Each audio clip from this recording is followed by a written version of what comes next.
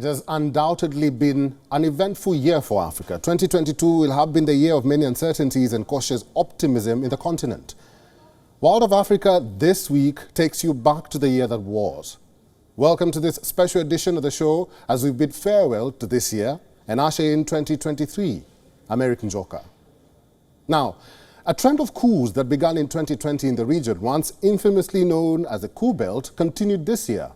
Armed conflict loomed large across the continent, especially in Somalia, Nigeria, Mozambique, Burkina Faso, and Mali.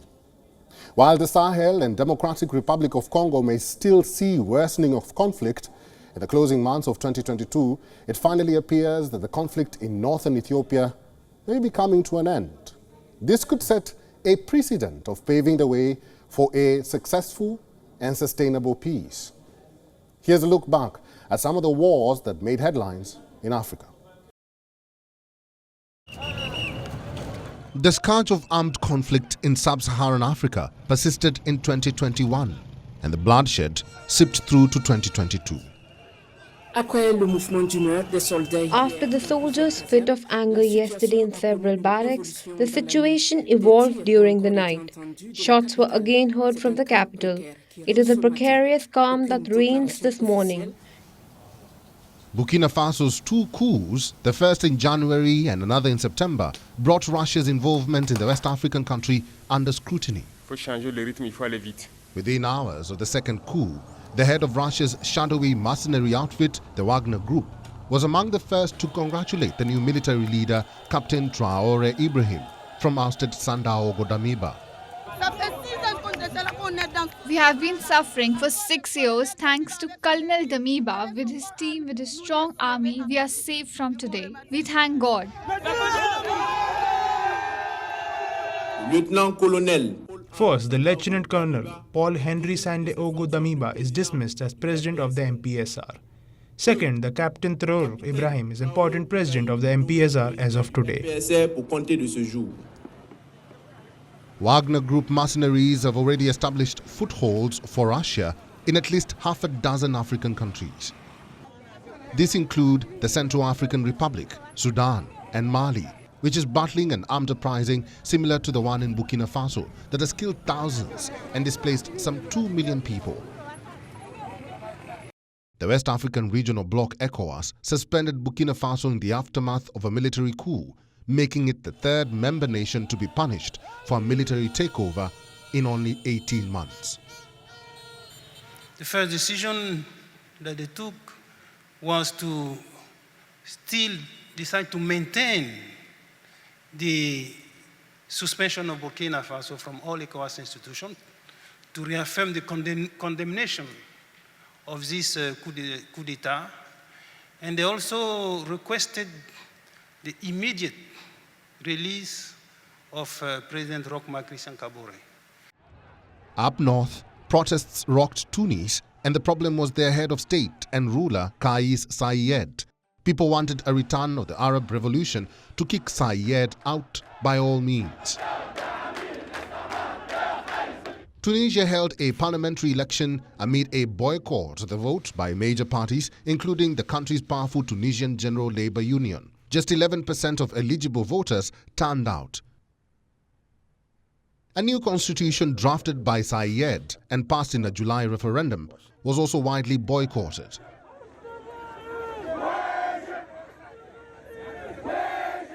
Tunisia, hailed as the last bastion of Arab Spring democracy, is teetering on the brink of bankruptcy as Saied continues to hold on to power. The President of the Republic will take charge of the executive power with the help of the government, which will be headed by a new leader appointed by the President of the Republic. Tunisia is just one of many countries experiencing a rollback of democratic gains amid an economic crisis worsened by the pandemic and made even more acute by the war in Ukraine. Democratic backsliding is increasing. The Horn of Africa region has seen its share of conflict and deadly war. In Ethiopia, international pressure for a ceasefire had been mounting since intense fighting erupted in late August, shattering a 5-month truce that allowed limited aid to reach Tigray. The conflict between the TPLF and pro-Abiy forces, which include regional militias and the Eritrean army, has caused an untold number of deaths, forced more than 2 million people from their homes, and driven hundreds of thousands to the brink of famine in Tigray.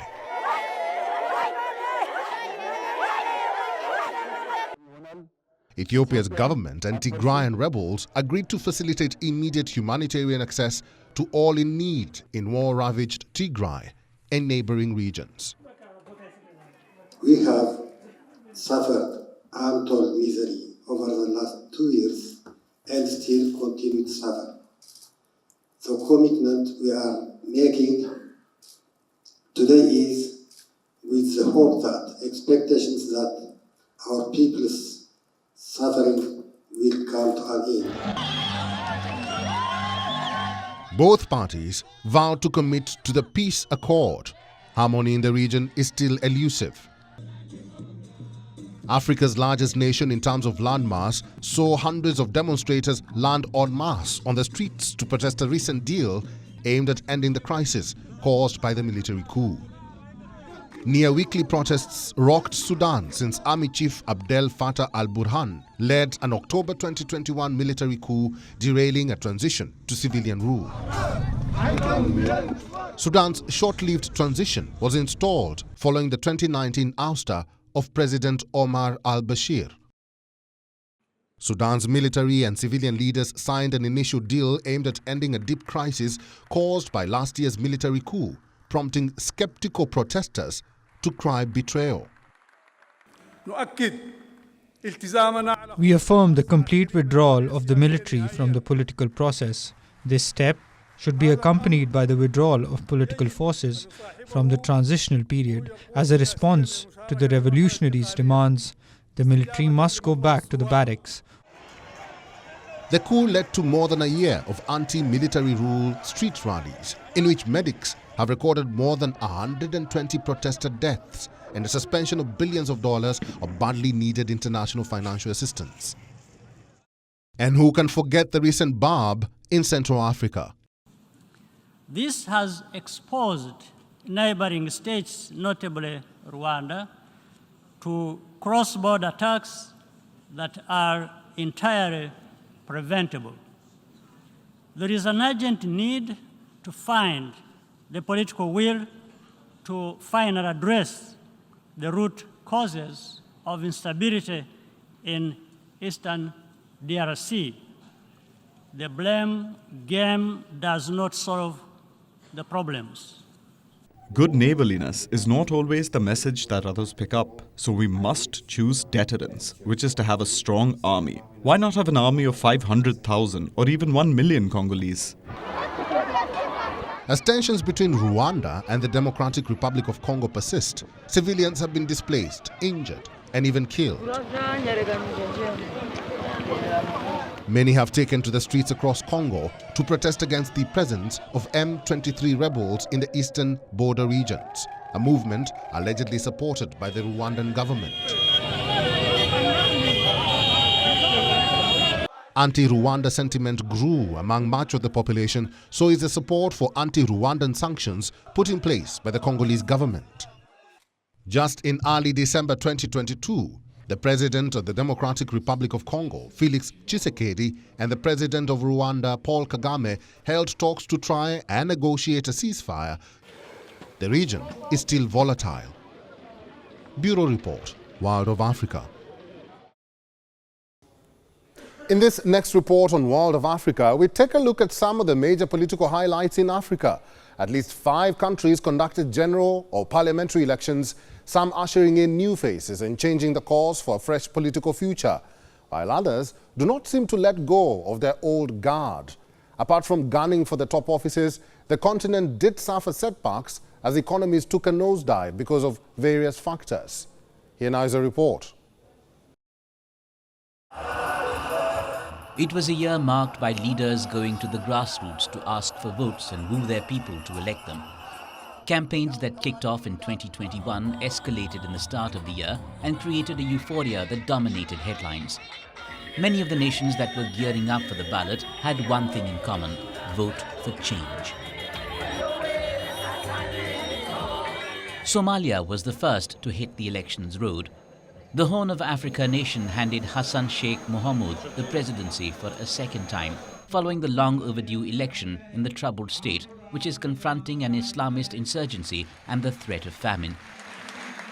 After a marathon poll involving 36 candidates that was broadcast live on state television, parliamentary officials counted 214 votes in favor of former President Mohamud, far more than the number required to defeat incumbent Muhammad Abdullahi Mohammed, better known as Farmajo.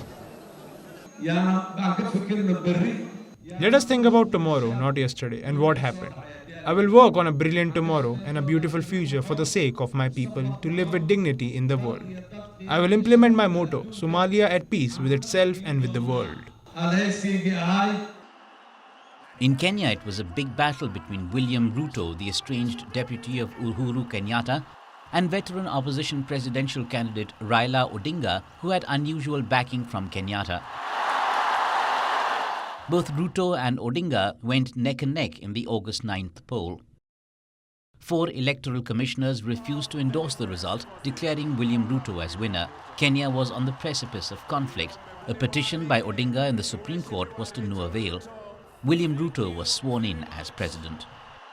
Special recognition goes to my worthy competitor and friend, the Honorable Raila Amolo Odinga, and his running mate, the Honorable Martha Wangari Karua, and all the other candidates who mounted a vigorous and determined campaign. I assure them that their supporters will be my constituents. I will work with all Kenyans, irrespective of who they voted for. We head south to Angola. A second term for Angolan President João Lourenço may have disappointed many voters keen to break with 5 decades of one-party rule. But many would still admit he's done much to tackle corruption within its ranks.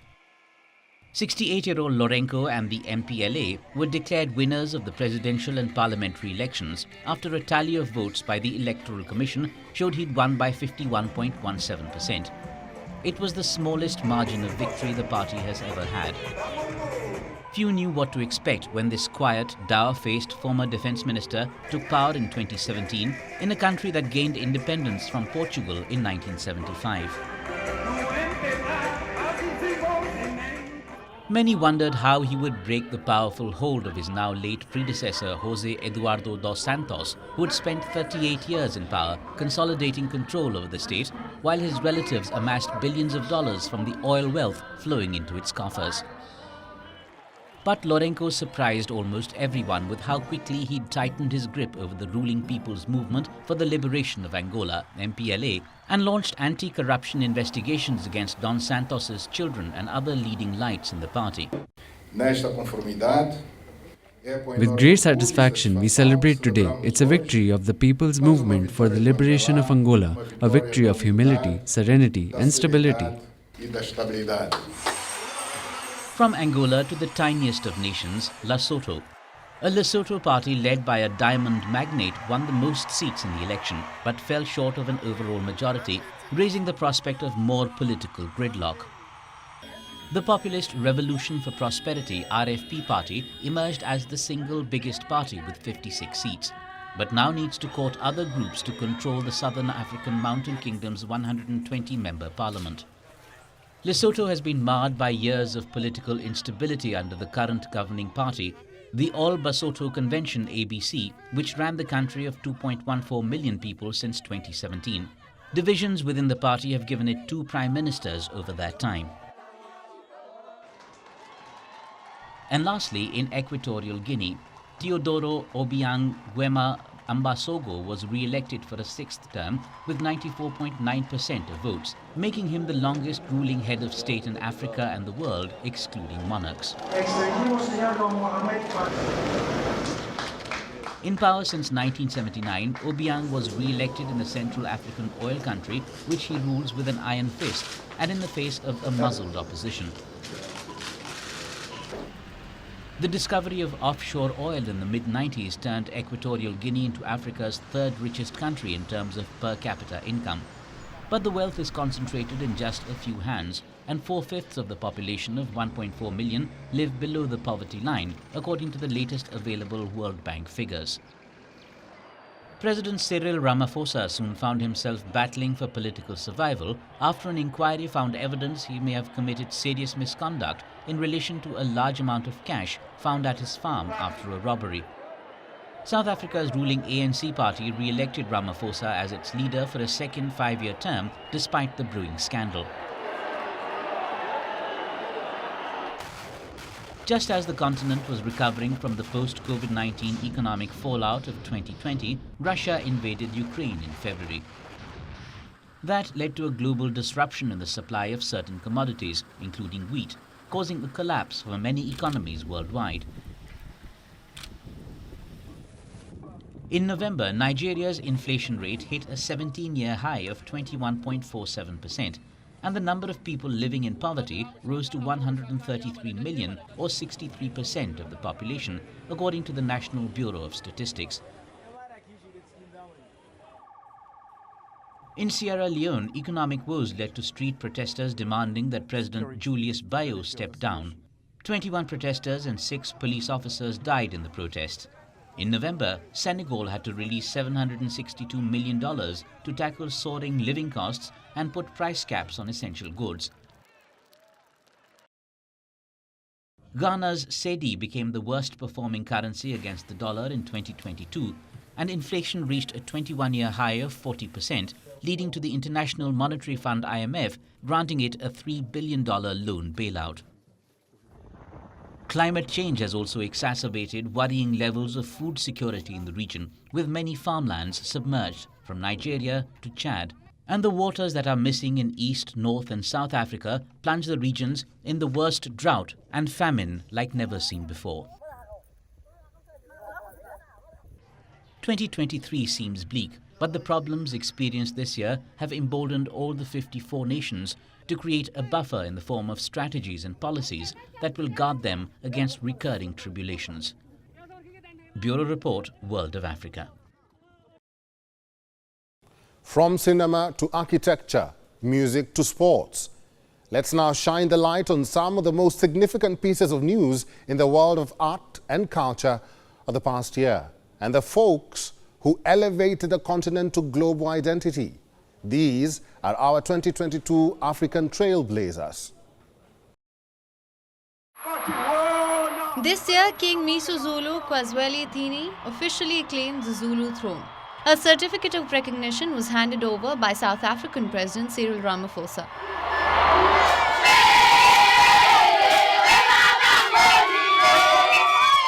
The ceremony, which took place in Moses Mabhida Stadium in Durban, KwaZulu-Natal province, saw thousands of supporters celebrating their king.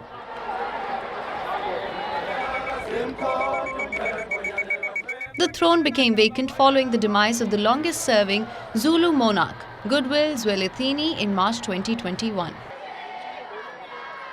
A royal feud soon ensued on who the successor should be.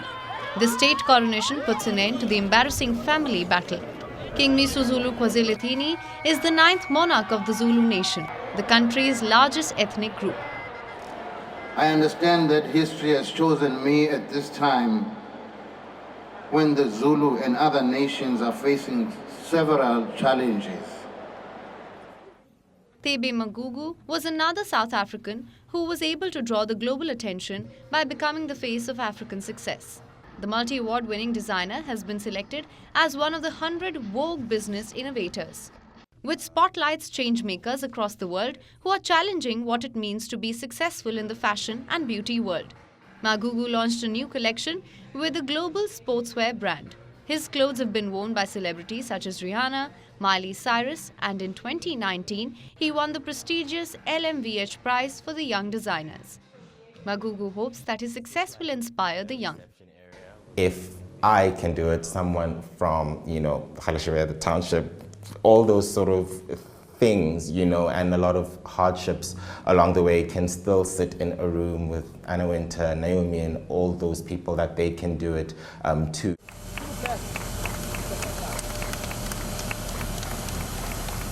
This was the welcome received by Debedo Francis Kere in Burkina Faso in June this year.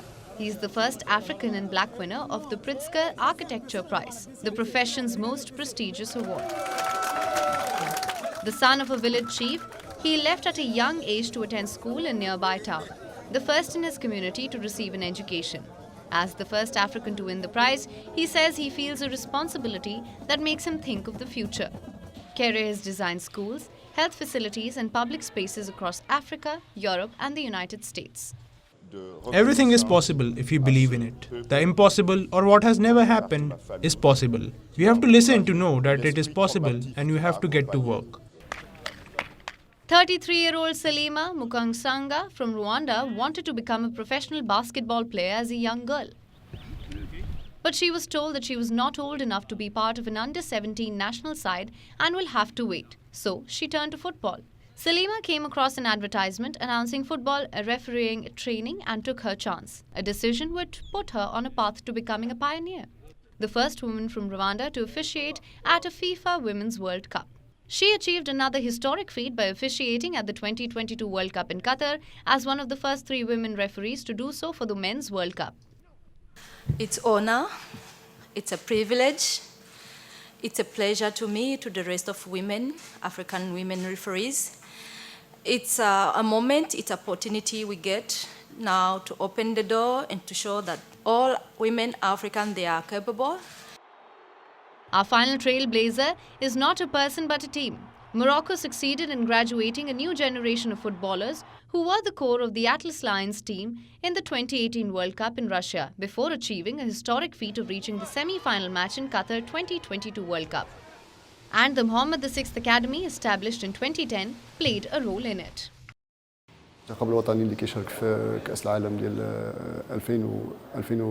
Regarding the players who were at the Mohammed Football Academy and are now playing with the national team at the 2022 World Cup, there are 4 players. Among them, you can see here in the class of 1996, there is Naif Fagard and Reda Tagnauti. In the class of 1997, you can see Yusuf N. Sairi, and in the class of 2000, there is Azzuddin Aunahi with the under-17 team.